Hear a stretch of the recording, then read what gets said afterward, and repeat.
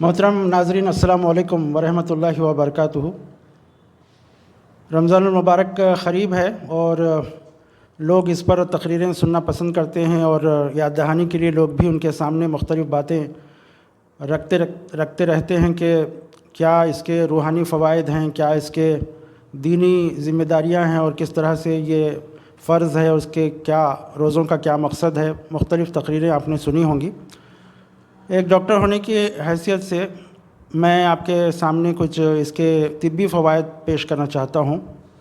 और फिर जो जहन में बाज़ लोगों के शुकूक व शुबात होते हैं कि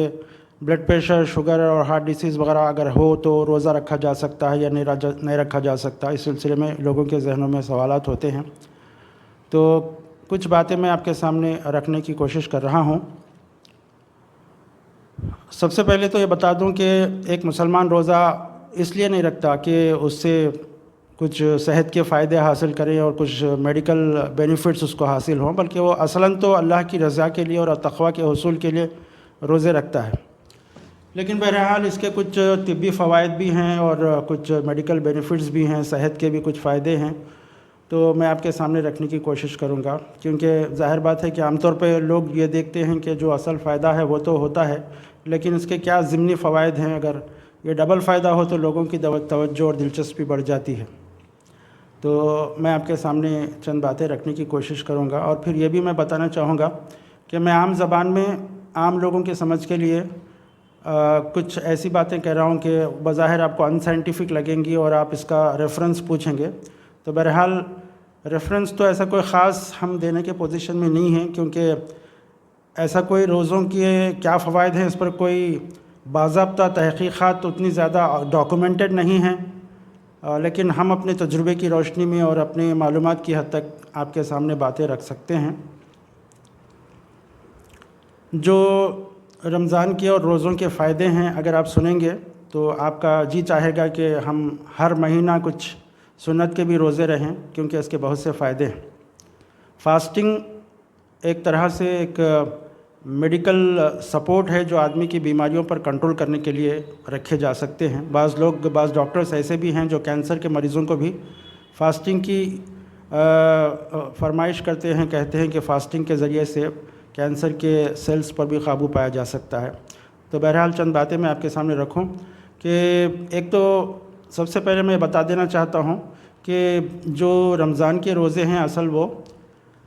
खाने पीने से बचने के लिए हैं और फ़वाहिश और मुनकरात से और गुनाहों से और हर तरह की बुराइयों से बचने के लिए हैं। लेकिन आमतौर पर हमने इसको ऐसा बना लिया है कि ज़्यादा खाने और ज़्यादा सोने का हमने इसको महीना बना लिया है। तरह तरह की डिशेस हम बनाते हैं और ओवर ईटिंग करने लगते हैं। आम दिनों से ज़्यादा बाज़ लोगों का रमज़ान के बाद वज़न बढ़ जाता है कम होने के बजाय। तो ये जो ईटिंग हैबिट्स चेंज हो जाते हैं तो इसके जो फ़ायदे होना चाहिए रूहानी और जिस्मानी, वो पूरी तौर से हासिल नहीं हो सकते। हम देखते हैं कि होटल्स के पास तरावी चल रही है और जंब गफ़ीर लोग जमा हो रहे हैं और उसमें बहुत से मुसलमान हैं जो मुख्तलिफ़ डिशेस जैसे हलीम और ये मुख्तलिफ़ किस्म के पिज़्ज़ा, बर्गर्स वगैरह इस तरह के खाने में मसरूफ़ होते हैं और रात के 12-1 बजे तक वो खाते रहते हैं, फिर जाकर सो जाते हैं, फिर उसके बाद सहर करते हैं या नहीं करते नहीं मालूम। लेकिन बहरहाल इस तरह की आदतों की वजह से न सिर्फ़ इबादतों के अंदर कमी हो जाती है बल्कि तरावी वगैरह भी छूट जाती है, रातों का क़ियाम छूट जाता है, बल्कि सेहत के फ़ायदे भी जो होना चाहिए वो नहीं होते।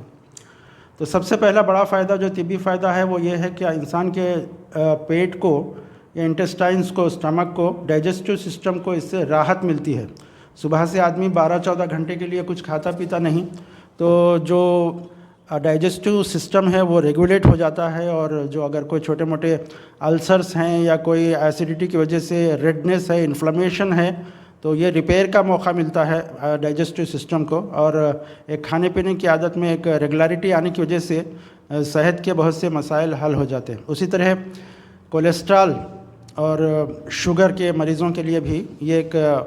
अगर डॉक्टर के मशवरे के लिहाज से गोलियां और दवाएं अगर एडजस्ट कर लिए जाएं तो बहुत से फ़ायदे हैं।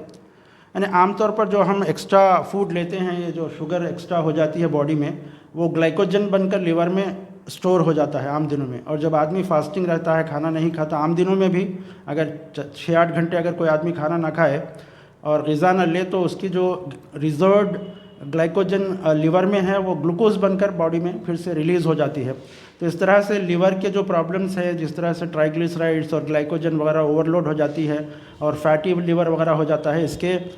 فائدے فاسٹنگ کے ذریعے سے ہم کو ہو سکتے ہیں. تو یہ بھی ایک فائدہ ہے. اور اسی طرح کولیسٹرول کے کنٹرول میں بھی بہت زیادہ مدد ملتی ہے. آپ جانتے ہیں کہ کولیسٹرول کی وجہ سے بہت سی بیماریاں آتی ہیں، جیسے ہارٹ اٹیک کی بیماری ہے، فالج ہے، اور دیگر جو کولیسٹرول کی بیماریاں ہیں، وہ رمضان کے ان روزوں کی وجہ سے کولیسٹرول میں کمی آتی ہے، بشرطے کہ ہم جو اوور ایٹنگ کرتے ہیں اور جو مرغن غذائیں کھاتے ہیں اور بہت زیادہ تیل کی اور نمک کی اور دیگر چیزیں بہت زیادہ استعمال کرتے ہیں. اگر اس سے پرہیز کیا جائے تو کولیسٹرول میں کمی ہو سکتی ہے، جس کی وجہ سے ہارٹ اٹیک اور فالج وغیرہ، برین ہیمریج وغیرہ کی شکایتیں کم ہوتی ہیں، کیونکہ بلڈ پریشر بھی بی پی کی وجہ سے کم ہوتا ہے. آدمی جب اس کا ڈائجسٹو سسٹم ریسٹ میں ہوتا ہے اور وہ فزیکلی وہ بھی دماغی اور جسمانی طور پر تھوڑا سا ریلیکس رہتا ہے روزے کی حالت میں، تو انسان کا جو بلڈ پریشر ہے اور اس کے ہارمونل جو ایفیکٹس ہیں وہ کم ہوتے ہیں، اور اس طرح سے بی پی کے کنٹرول میں بھی مدد ملتی ہے. اسی طرح سائیکولوجیکلی بھی آدمی جب اللہ کے ساتھ لو لگاتا ہے اور راتوں میں قیام کرتا ہے، دن میں اللہ کی رضا کے لیے روزے رکھتا ہے، تو اللہ کے ساتھ ہونے اور اللہ کی نگرانی میں ہونے اور اللہ کی مدد حاصل کرنے اور اللہ کی مغفرت حاصل کرنے کا جو تصور انسان کے ذہن میں ہوتا ہے، جس کی وجہ سے، اور گناہوں کی معافی کا بھی جو تصور انسان کے ذہن میں ہوتا ہے، اس کی وجہ سے سائیکولوجیکلی بھی وہ اسٹیبل ہوتا ہے اور اس کے اندر سے ڈپریشن، اینگزائٹی کی بیماریاں بھی کم ہوتی ہیں. تو اس طرح سے روزوں کے ذریعے سے بہت سے بیماریوں پر کنٹرول ہو سکتا ہے اور صحت کے بہت سے مسائل حل ہو سکتے ہیں. اب رہا سوال یہ کہ بلڈ پریشر کے مریض اور شوگر کے مریض کیا روزہ رہ سکتے ہیں؟ تو ڈاکٹرز کے ذریعے سے دواؤں کے اندر تھوڑی سی رد و بدل کرنی چاہیے. جو زیادہ پاور کی دوائیں ہوتی ہیں وہ افطار کے بعد لیں، اور کم پاور کی جو دوائیں ہوتی ہیں وہ سحر میں لیں، کیونکہ چونکہ دن میں کھانا آدمی دو تین ٹائم نہیں کھاتا، اس لیے شوگر ڈاؤن ہونے کے چانسز ہوتے ہیں. اس لیے اس کا ڈوز کم کرنا پڑتا ہے، تو ڈاکٹر کے مشورے کے ذریعے سے روزے رہ سکتے ہیں. بلڈ پریشر کے مریضوں کو بھی لوگ چھوٹے چھوٹے بہانے بنا کر بی پی ہے، شوگر ہے، آج سے 2 سال پہلے ہارٹ پرابلم آیا تھا، اسٹینٹ ڈالے تھے، فلاں ہے، حالانکہ موجودہ کنڈیشن بالکل اسٹیبل ہے. کھاتے پیتے بھاگتے دوڑتے لوگ بھی ایک بہانہ مل جاتا ہے کہ ہم بیمار تھے، بیمار ہیں، بلڈ پریشر ہے، شوگر ہے. تو اتنی بڑی جو روزوں کی فرضیت ہے، اس کی جو فضیلت ہے، اس سے محروم رہ جاتے ہیں. تو ہمیں لاپرواہی کیے بغیر ڈاکٹرز کے مشورے کے ذریعے سے روزوں کا اہتمام کرنا چاہیے. اس کے ذریعے سے انسان کی جو روحانی اور تقوی کی صفت بھی بڑھتی ہے، آدمی کے اندر نیکوکاری آ جاتی ہے، ایک سسٹمیٹزم انسان کے اندر پیدا ہوتا ہے، اور صحت کے بہت سے مسائل حل ہو جاتے ہیں. اللہ تعالیٰ سے ہم دعا کریں کہ اللہ تعالیٰ ہمیں صحت کے ساتھ روزے رکھنے کی توفیق دے، اور اس کے ذریعے سے جو فوائد روحانی اور جسمانی ہیں انہیں ہمیں اس سے سرفراز ہونے کی توفیق نصیب فرمائے. السلام علیکم ورحمۃ اللہ وبرکاتہ.